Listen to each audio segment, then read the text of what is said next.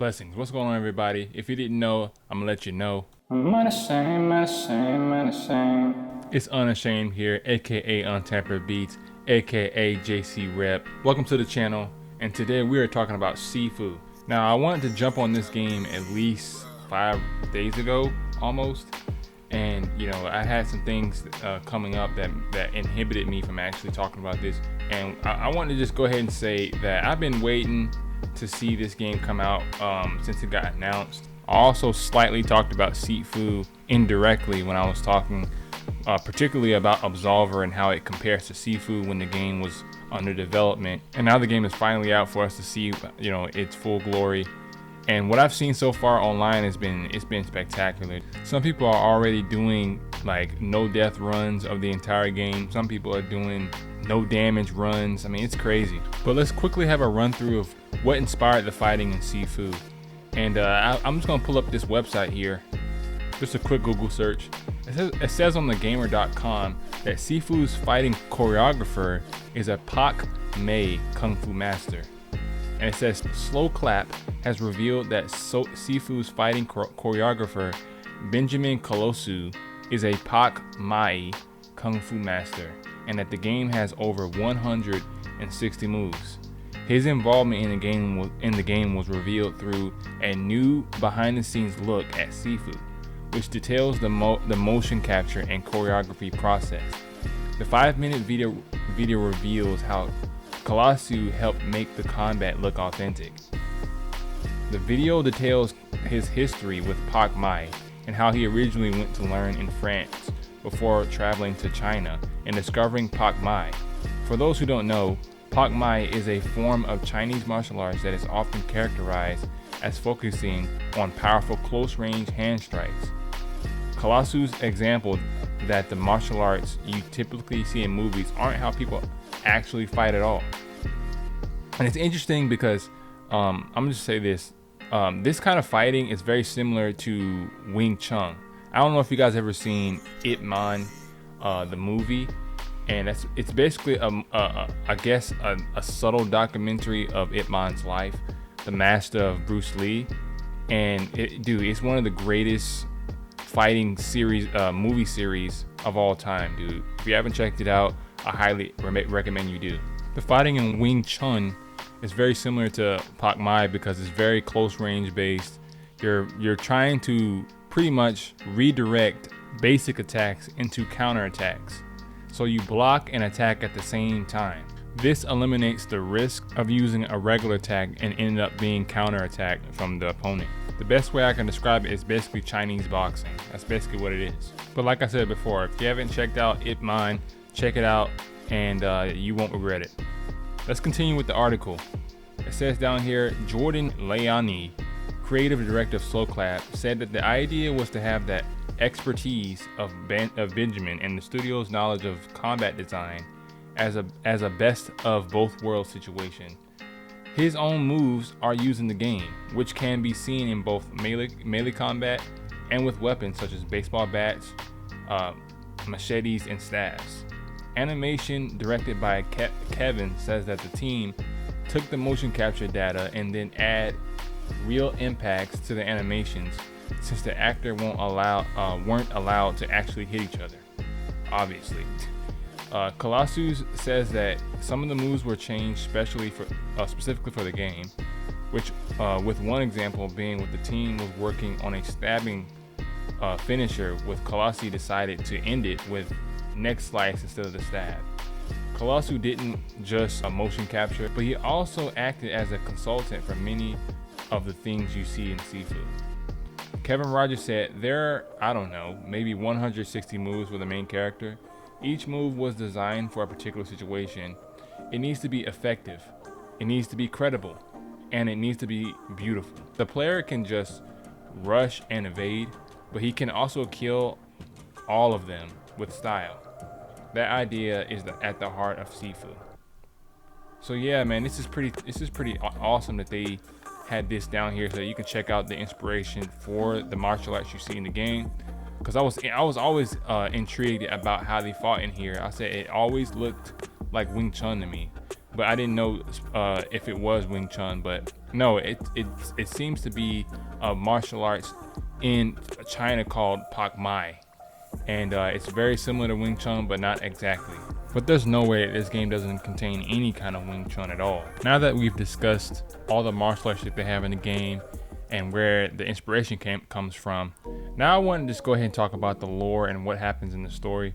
I'm not gonna spoil anything for you guys. Honestly, I haven't played the game myself, but I've watched it all the way through.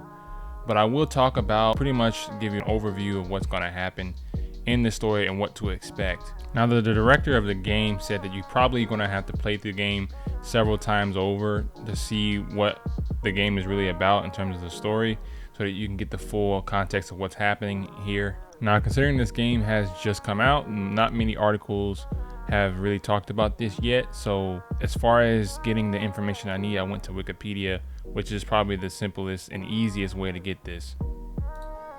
Now it says, in the city of China, a group of five martial artists consisting of Fajar, the botanist, Shan, the fighter, Kuroki, the artist, Jin Feng, the CEO, and Yang, the leader, attack a martial arts school, massacring all of the students. Yang then confronts the school's Sifu and demands he hand over the knowledge he seeks, revealing himself as a former student. The Sifu resists and is killed by Yang, who subsequently finds the Sifu's child and orders Fajar to kill him. However, the child is revived thanks to a magical talisman or pendant, though its power is limited, as every time it is used, the user will suffer accelerated aging. 8 years after the attack on the school, and the child has become an accomplished martial artist, training him or herself to take revenge on Yang and his subordinates. The martial artist tracks them all down one by one, killing them after their duels, even though it's possible that you could spare them. Eventually, the martial artist confronts Yang himself, who reveals he was originally banished from the school for attempting to use a talisman to save his wife and daughter, which motivated him to kill his Sifu in revenge. The martial artist and Yang then battle, with the martial artist eventually becoming the victor. Now, the ending I'm not going to reveal on this video for the sake of spoilers, but yeah, you know, based on what you do with the other artists or the other masters, if you spare them or kill them, it will change the ending outcome. So be careful on what you do, because you know it will actually change the kind of outcome you get at the end of the game. So basically, the game just has 5 stages or levels where you have to basically go in their bases, enemy bases, and try to defeat everybody until you get to the final boss or master that you have to eventually take down. And you just keep going up the ladder until you eventually find Yang and defeat him. Now, this is the typical revenge story, but in particular, it reminds me of Sasuke and Itachi from Naruto. If you guys have ever watched Naruto, what happens in Naruto is that Sasuke is one of the Uchiha clan, just like his brother Itachi. But his brother Itachi was commanded by the leaders of their village, which is the village they're part of, is the Hidden Leaf village. He was commanded to he was told to kill everybody in his entire clan, because Itachi is a part of a secret military group called the Ambu Black Ops. And the Ambu Black Ops, they do secret ops and they do secret missions. They're almost like secret assassins, or just secret government agents. And basically what Itachi did was kill everybody in the Uchiha clan for the purpose of the village, because at that time the Uchiha clan was at war with the Hidden Leaf and always causing problems, and they weren't willing to take that risk. So one of the third leaders of the Hidden Leaf commanded Itachi to kill everybody in his clan to pretty much quench the coming war, because they were already at war with other villages and they weren't willing to take that risk to have a civil war on top of that. But Itachi spared his own brother, which is a little different here, because you know, you have Yang, he killed his younger sibling, but the pendant saved him. But it's pretty much the same concept here of this revenge going on. And Itachi told his little brother Sasuke to basically hate him, and he allowed him to stay alive, and he basically provoked him to hate him so that he would come back and eventually fight him when he got strong enough. So I thought that was an interesting parallel between the stories. But that's just my 2 cents on the story. What do you guys think? Let me know what you think in the comment section down below about Sifu. Let me know if you played it. Let me know if you have it. Also, let me know if you have it on PS5, because I know the game is out on PS5, and I think the game is, it's amazing for what it does. It's not a long game by any means, but I believe it's still a game that's worth your time. But that's pretty much it, guys. Thank you guys for clicking on the video. If you haven't joined the crew yet, subscribe, and let me know what you think about Sifu down in the comment section down below. I do want to hear what you have to say in the comment section. And thank you guys so much. And stay unashamed in this dark and wicked world. God bless.